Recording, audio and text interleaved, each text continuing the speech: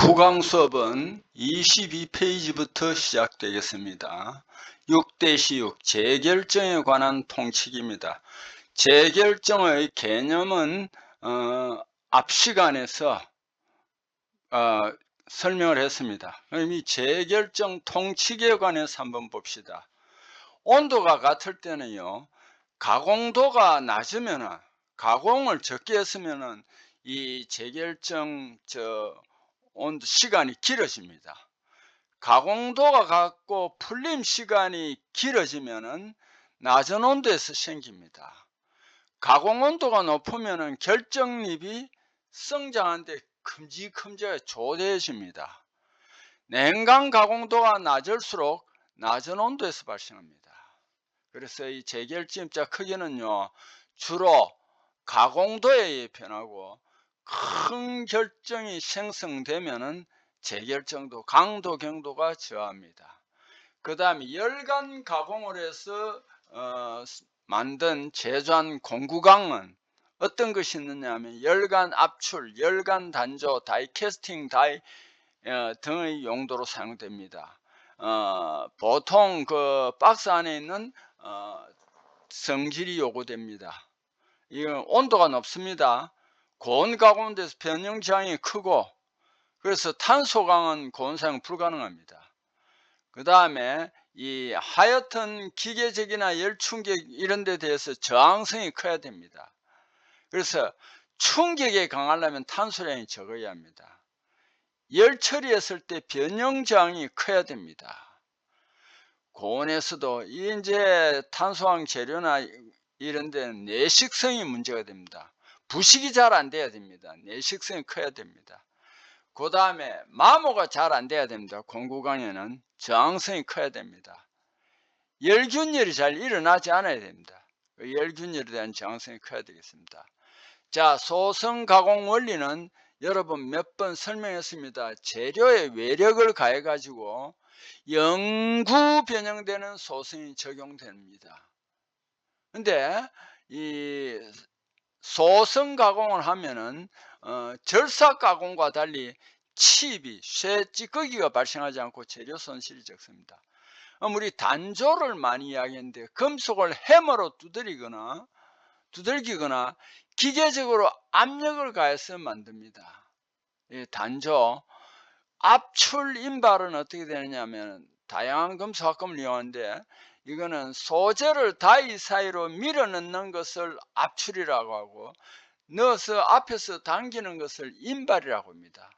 단 종종 이제 시험 문제에 나오는데요, 뭐가 나오느냐 하면은 다음 중에서 소성 가공이 아닌 것은 일어났습니다. 이 주조와 표면 처리는 본래 모양을 변화시키는 것이 아닙니다. 요거는 소성이 불가능합니다.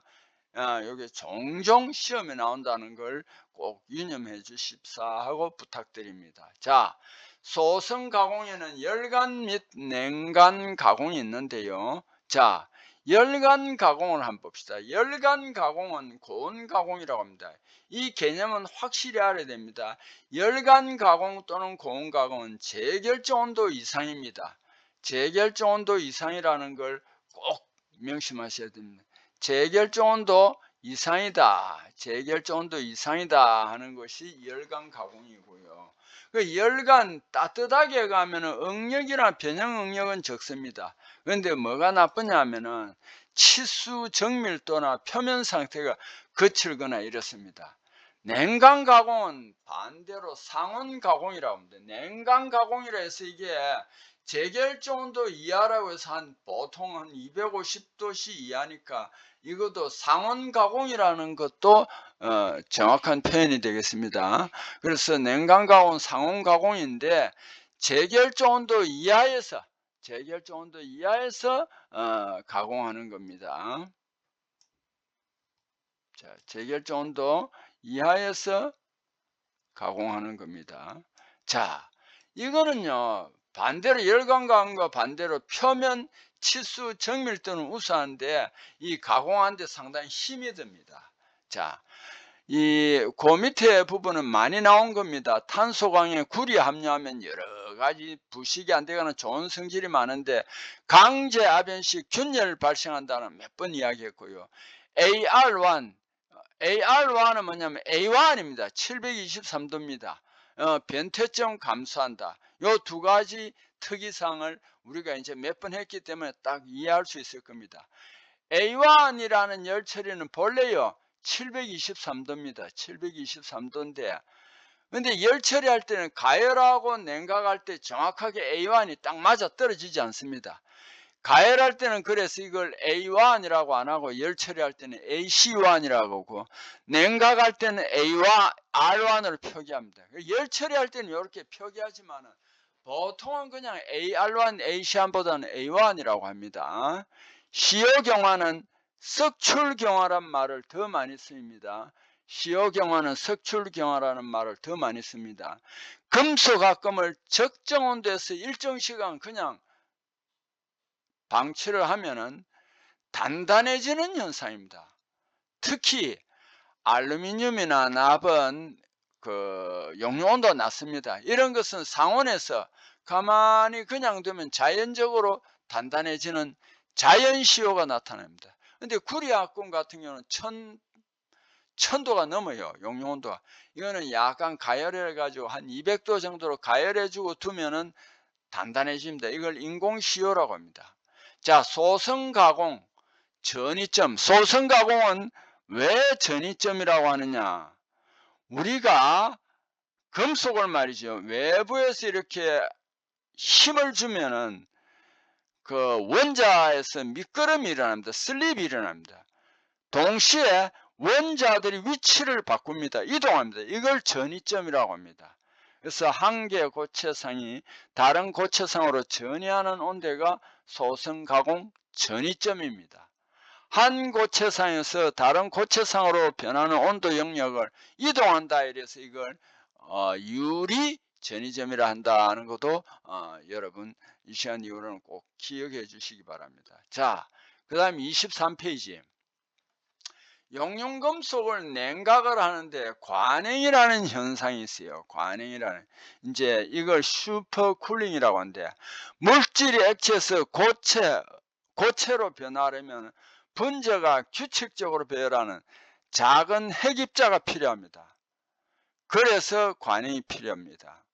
그런데 순수한 금속일 때는 매우 깨끗하여 불순물 없을 때는 핵이 형성되지 않아 관행이 없습니다. 그래서 여기에 냉각곡선을 두 개로 해놨습니다. 합금 냉각곡선은 관행 슈퍼쿨링이 있고요. 순금속 냉각곡선은 관행이 없습니다. 그래서 순금속 냉각곡선은 이렇게 내려오다가 여러분 이제 이 시간 이후로도 알아야 돼요. 어떤 결정이 변할 때는 액체에서 고체로 변할 때는 한동안 이렇게 정체를 합니다. 그 다음에 또 이제 내려갑니다.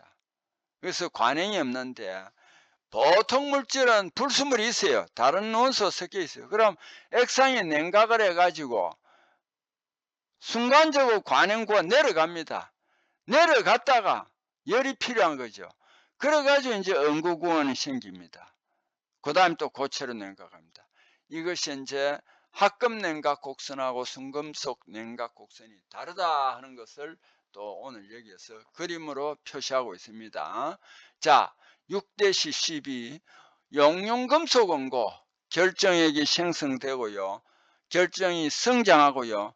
결정입계가 형성됩니다. 그런데 결정입계가 형성될 때 그 결정입계에 편석이 많이 집중됩니다. 하여튼 편석은 좋지 않습니다.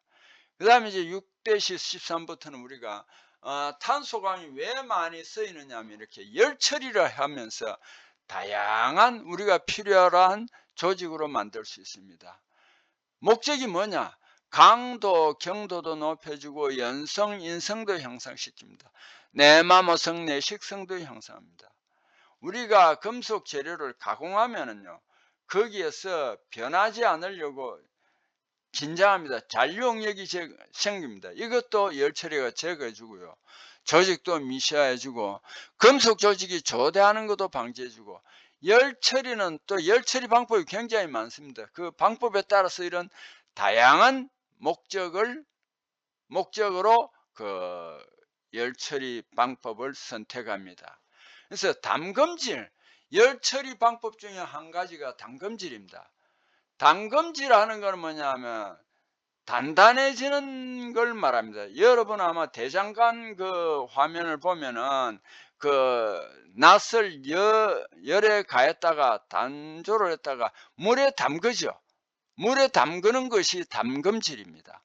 이거는 경화가 잘 됩니다. 그럼 경화가 얼마나 잘 되느냐 하는 것을 경화능이라고 hard ability라고 하는데, 강담금질에서 경화 쉬운 정도, 경화 깊이, 경도, 분포 지배의 성능 등을 검사하는 것이 경화능 측정입니다.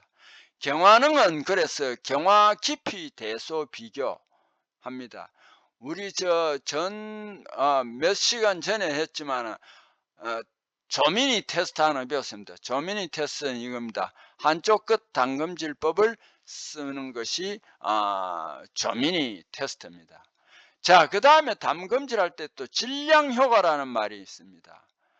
재료의 두께 지름이 크면은 이게 질량 효과가 크다는 거예요. 질량 효과가 크다는 것은 반대로 담금질 효과가 떨어지는 현상입니다.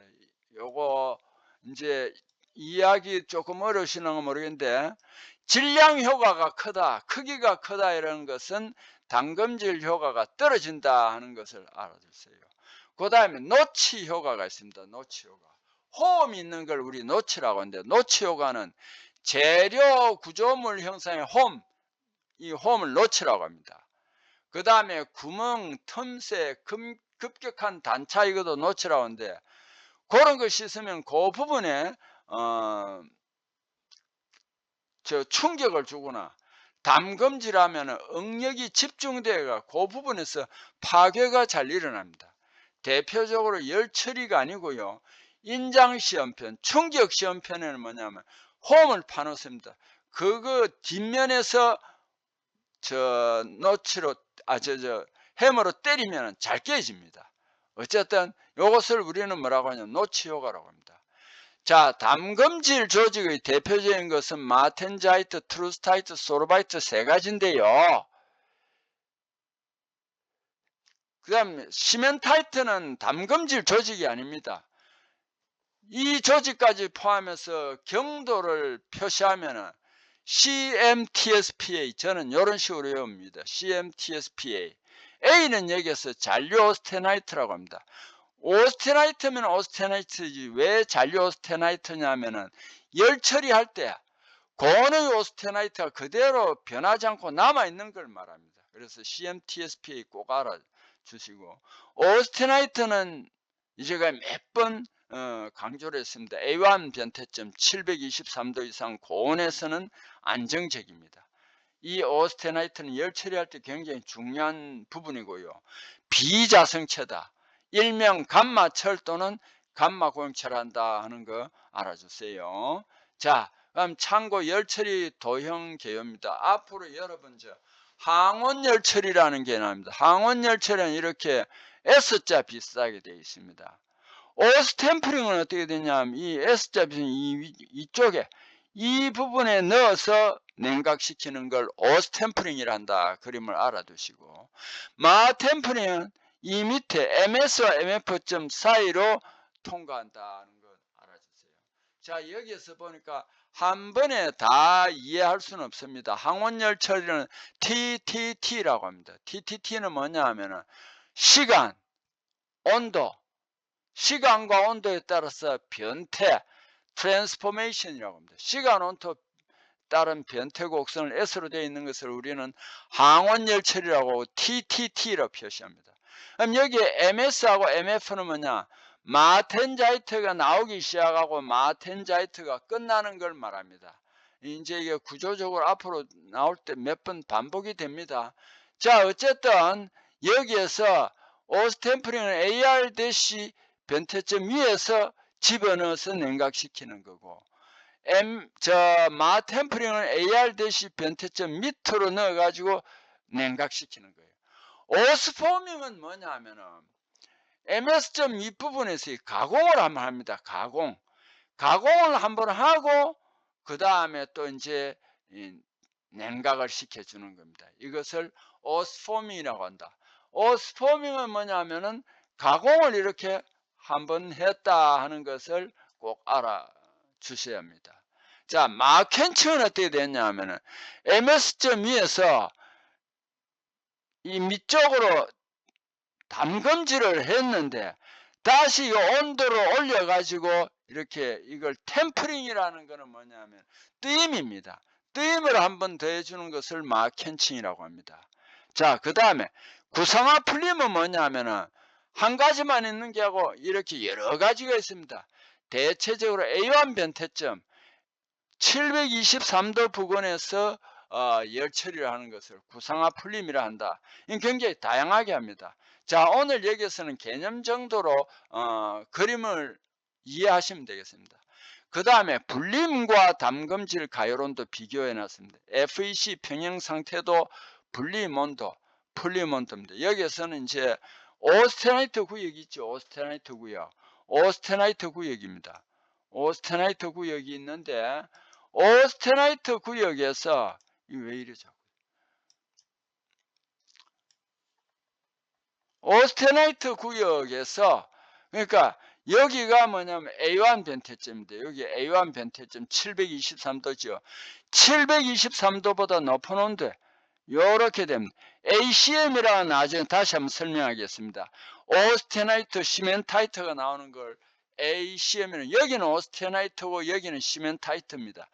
그래서 불림은 말이죠. 여기에서는 A3입니다. A3와 ACM 이상 오스테나이트 구역에서 냉각하는 열처리고요. 담금질은 요 밑에 있습니다. A3는 맞은데 여기에서는 A1 변태점 위로 올려서 냉각하는 겁니다. 그래서 불림과 담금질 온도 조금 구역이 다르다 하는 것을 꼭 좀 이해해 주십사 하고 당부를 드립니다. 여기에서는 지금 간략하게 한번 소개를 한 겁니다. 자, 여러분 국왕 수업도 열심히 열공해 주셔서 감사합니다. 다음 또 뵙겠습니다.